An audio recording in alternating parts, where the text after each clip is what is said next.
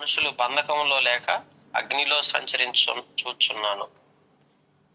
బంధకాలు ఏమీ లేకుండా వాస్తవికంగా వీరిని లోపలికి పంపించేటప్పుడు బంధకములతో పంపించారు. అపవాది యొక్క పనేంటి?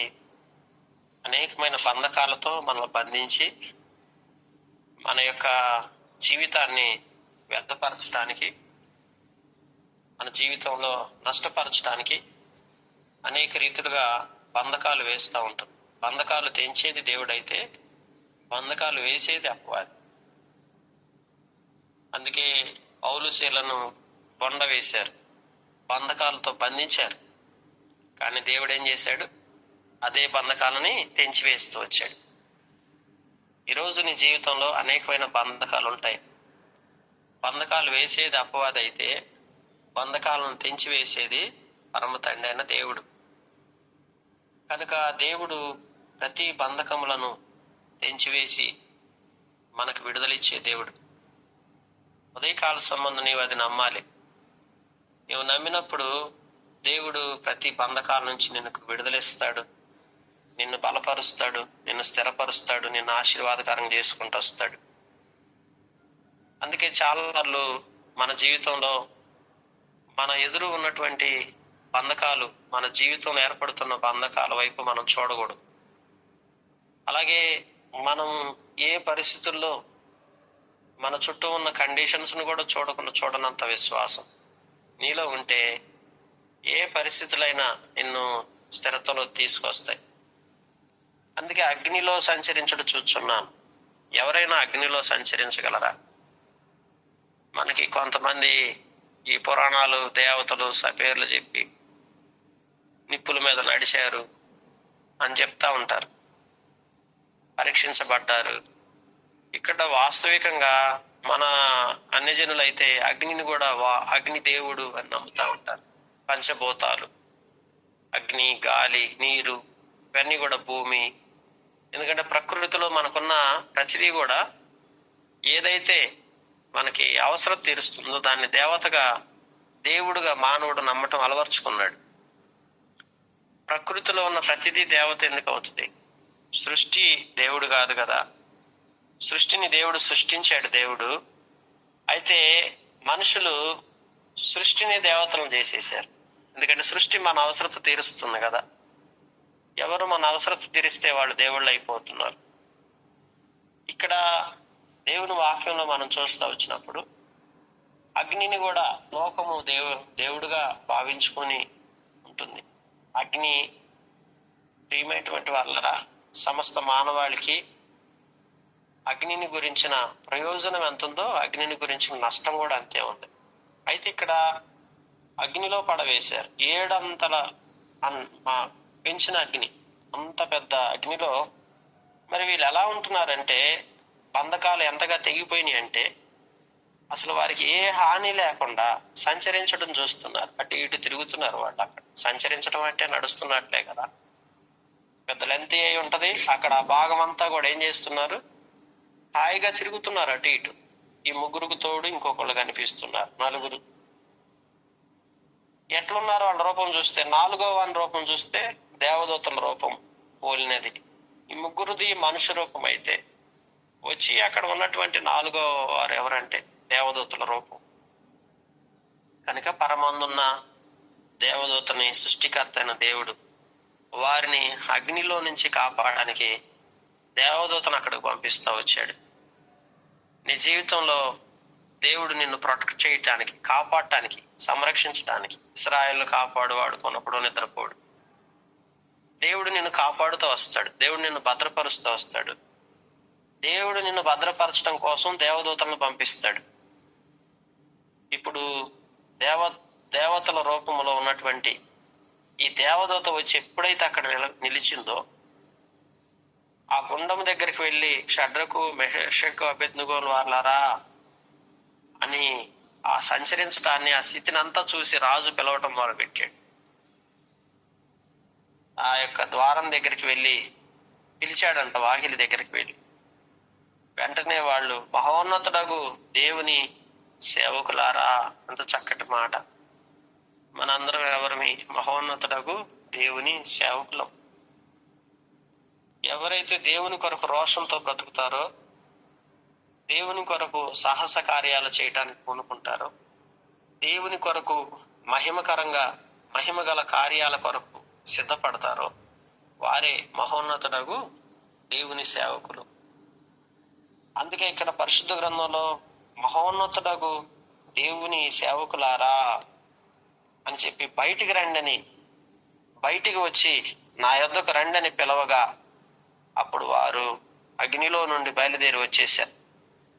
అధిపతులు, సేనాధిపతులు, సంస్థానాధిపతులు అందరూ, రాజు యొక్క ప్రధానమంత్రులు అందరూ కూడా కూడి వచ్చి ఆ మనుషులను పరీక్షిస్తున్నారంట. మంటల్లోకి వెళ్ళొచ్చారు కదా, ఎలా ఉంది వారి శరీరం, ఎలా ఉంది, అసలు అగ్ని ఏ హాని చేయకుండా వారి తల వెంట్రుకలో ఒక్కటి కూడా గాలిపోలేదు, వస్త్రాలు చెడిపోకుండా ఉన్నాయి, ఒక్క వస్త్రము కూడా చెడిపోలేదు.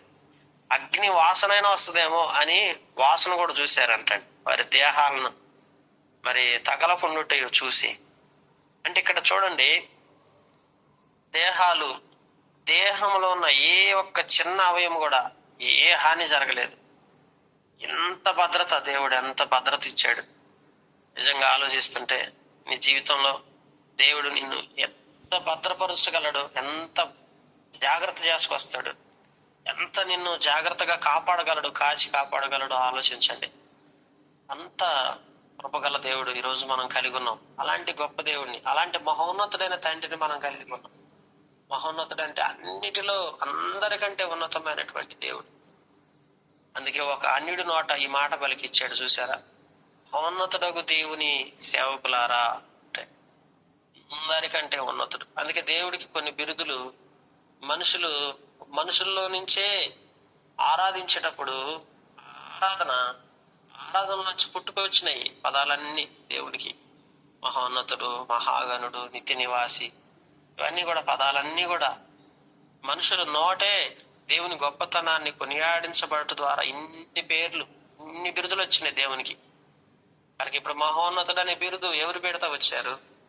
ఆ పేరుని ఎవరు సంబోధించారంటే నెబుకద్నెజరు సంబోధిస్తున్నాడంటే చూడండి మన దేవుడు ఎంత గొప్ప దేవుడు. అందుకే అంటాడు, షడ్రకు మెషకు అబేద్నెగో అని దేవుడు పూజార్హుడు, ఆయన పూజార్హుడు అంటున్నాడు. ఆయన ఎవరు? పూజార్హుడు. ఆయన ఎవరు? మహోన్నతుడు. చూస్తుంటున్నారా? కనుక ఆయన మహోన్నతుడు, ఆయన పూజార్హుడు. బైబిల్ గ్రంథంలో మనం చూడొచ్చు.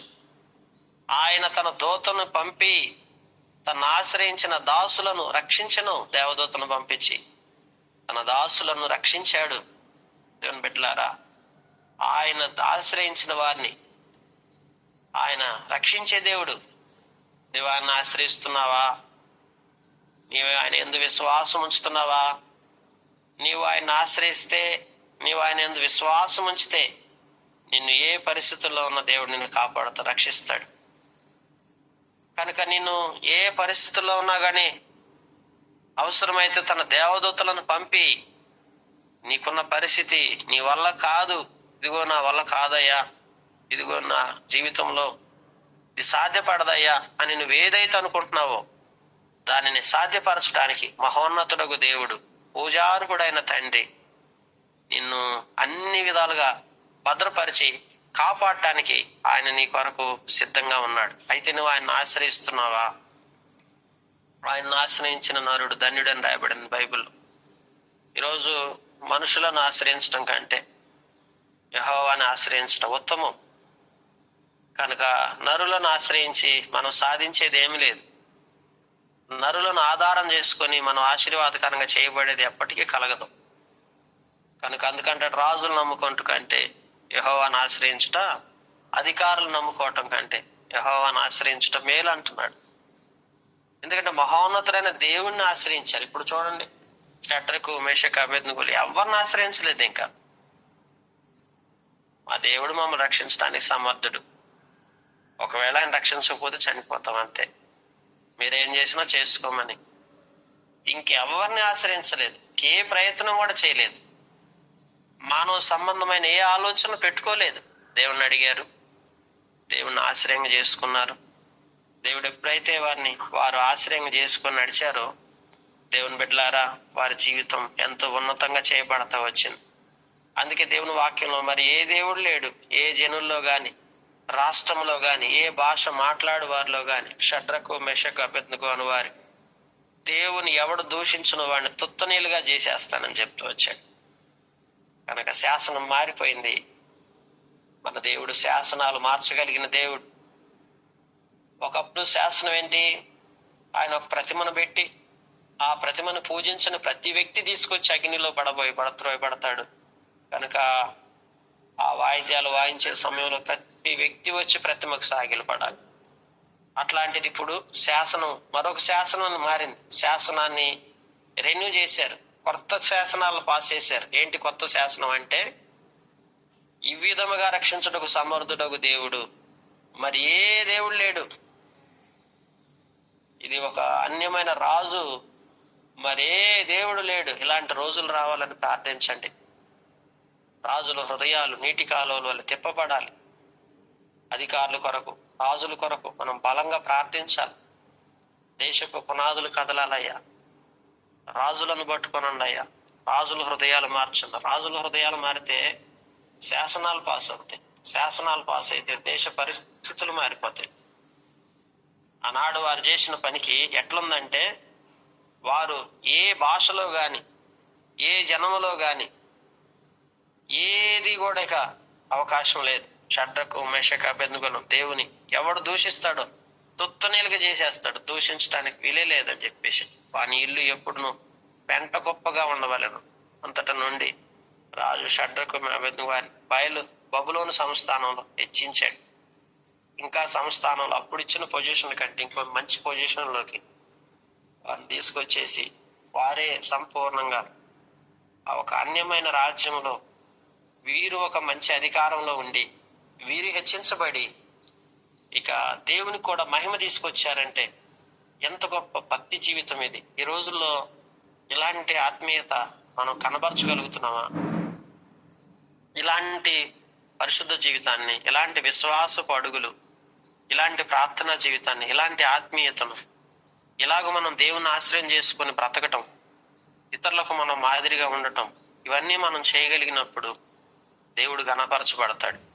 దేవుని నామానికి మహిమ వస్తుంది. కనుక ఆ రీతిగా మనం ఉండాలనేది దేవుని ఉద్దేశమై ఉంది. కనుక ఈ ఉదయకాల సంబంధు మనందరము కూడా అట్టి అనుభవం ఉంటూ ఆ రీతిగా దేవునికి మహిమకరంగా జీవించి దేవుని నామాన్ని ఘనపరిచే విధంగా మన జీవితాలు ఉండులాగున దేవుడి మాటలు దీవించును గాక.